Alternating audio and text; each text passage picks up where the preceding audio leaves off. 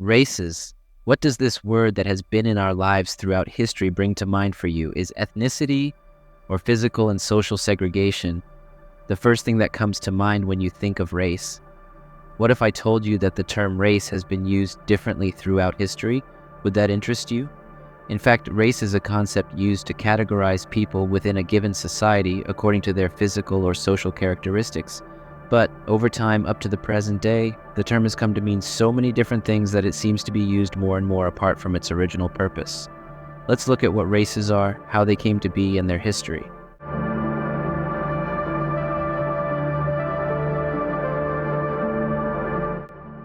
Race can be defined as the backgrounds through which people are separated into categories considered to be unique in a particular society from the aspect of physical or social resemblance. This term got popularized in the 16th century and was used to associate it with different bands and knots of people. First, those who were tightened by close blood ties. Originally used in the 17th century, it was related to external morphological features and more recently to nationality. In the existing world and as postulated by contemporary scholars, race is not a natural fact but a social one, an ascription drawn in accordance with the procedure established by society.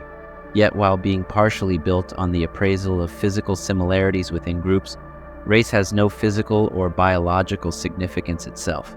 Racism, which has been defined as the belief that people can be divided based on the superiority of one race over the other, mainly stems from the idea of race. Classification of people by social relations and races has changed through history, as it has often been based on folk classifications that distinguish between main categories of people according to perceived characteristics. Many contemporary researchers dismiss biological essentialism on such grounds and, as a rule, do not use a racial approach to explaining the collective distinctions in physical and behavioral characteristics. However, the scientific community has reached a rather general understanding that both essentialist and typological ways of understanding race are theoretically inadmissible, but professors around the globe still think about race in very different ways. While some of the researchers insist that by using race differences it is possible to make a clear distinction between two intermediate sets of characteristics or behavioral patterns, others in the scientific community argue that with the help of race concepts one may use only vague definitions.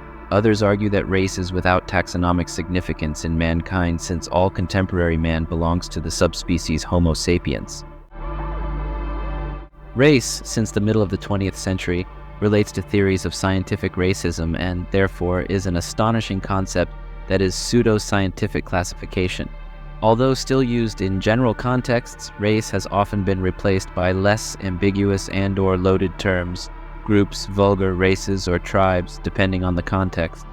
Its use in genetics was officially labeled as prohibited by the U.S. National Academies of Sciences, Engineering, and Medicine in 2023.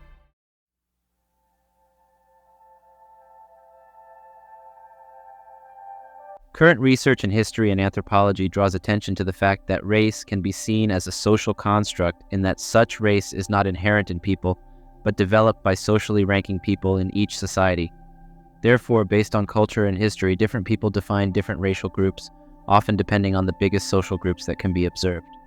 The previous classifications of race were a set of global and local models for dividing populations into different races and subraces. Different organizations and societies around the world choose to disaggregate race to different degrees. In South Africa, as per the Population Registration Act 1950, people were categorized into white, black, and colored. Indians were included in the latter. In the officially recognized categorization, Myanmar's government formally espouses the existence of 8 major national ethnic races. The Brazilian census divides the populace into white, mixed, pardo, black, Asian, amarelo, and indigenous. Nevertheless, people can use other terminologies to refer to their ethnic identity.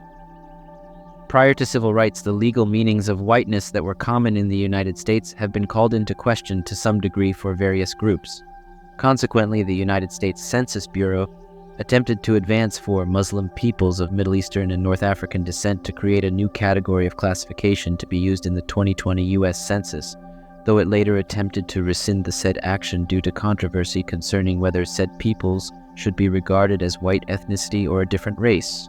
The drawing of the races entails the oppression of other groups considered racially inferior. For instance, the one-drop rule ever applied in the United States in the 19th century aimed at eliminating any number of people of African descent from the superior race categorically referred to as white. Such racial identities thus impact a society with the progressive attitudes of the imperial powers that defined the era of New World European colonization. This view does not accept the assertion that race is determined genetically. Even though sociologists prefer to regard race as a social construct, geneticist David Reich specified that genetic ancestry differences exist and partially correlate with present-day races. Nevertheless, 67 scholars across the disciplines have rejected this assertion, pointing out that the sense and importance of groups are constructed by social functions. While facial features, skin color, hair texture, and type are embodied by race, these links are therefore social in nature, not genetic. Other ways of measuring this dimension of racism are, for example, the history, traditions, and language of those racial groups. Typically, the variation in the English language referred to as the English of African Americans is prevalent in the regions of racial marginalization isolated in the U.S. It is also possible to name political factors that can make people consider themselves to belong to a certain race. Every time people categorize themselves in a certain notion of race, they socially construct reality. Hence, races are known to be socially constructed. These constructs occur in legal, economic, and socio-political arenas and may be raised by large social events. However, race, being a construct, has actual impacts on people's lives via institutionalized practices of preference and discrimination. Socioeconomic statuses, along with early and constant impressions of race, have laid the foundation for much suffering for relieved racial minorities. Racial discrimination is normally accompanied by some perceived ways that individuals in one racial group racially categorize other groups while ethically deeming them inferior. Therefore, members of dominant cultures and structures are said to have racist tendencies, while members of racial groups with comparatively less or insignificant power are often subdued or suppressed. The issues of racism have caused many misfortunes, for example, slavery and genocide. In some regions, police agencies employ the race of individuals as a method of suspecting individuals. This use is criticized for reviving preconceptions of human variation and discrimination and mobilizing stereotypes of people. Thus, racial categories may in part serve as sociological factors, implying prejudices, subjectivity, self-identities, and social institutions. There are controversies as to whether there is a foundation of race in the manner through which human genetics has been divided, or whether it is a social construction. Thus, in 2008, John Hartigan Jr. looked mainly at cultural things and did not exclude the possibility of biological or genetic aspects being significant.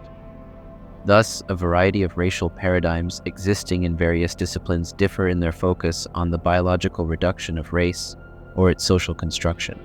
In the social sciences, theoretical viewpoints that include race formation theory as well as critical race theory posit the phenomenon of race as social construction and investigate how the images, ideas, and assumptions of race are manifested in people's lives.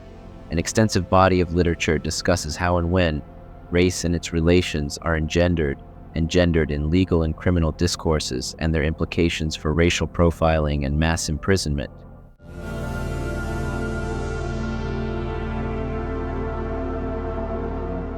Contemporary racism and race definition appeared in the age of Europeans' geographical discoveries and colonization and relied on physical dissimilarities, including skin color. This development started later during the 16th and 18th centuries, during what can be recognized as the scientific revolution and imperialism. In Europe, social interactions such as the conflict between the English and the Irish and the slave trade categorized human beings based on their looks and assigned them estimated levels of intelligence and morality. Scholars such as François Bernier and Carl Linnaeus institutionalized race, which occasionally assembled racist beliefs. Linnaeus categorized people into groups based on their temperaments, whereas Blumenbach's classification in 1775 categorized the human being into 5 races with no stratification. The subsequent development of early races by monogenism and polygenism, which means the theory of separate creation of white, black, and other colored people, also supported the theories of racial inferiority that came into fashion in the 19th century. Here we have come to the end of the video about the history of race and the change and evolution of the definition of race. Thank you for watching the video until the end. Please don't forget to subscribe for more. See you until the next video.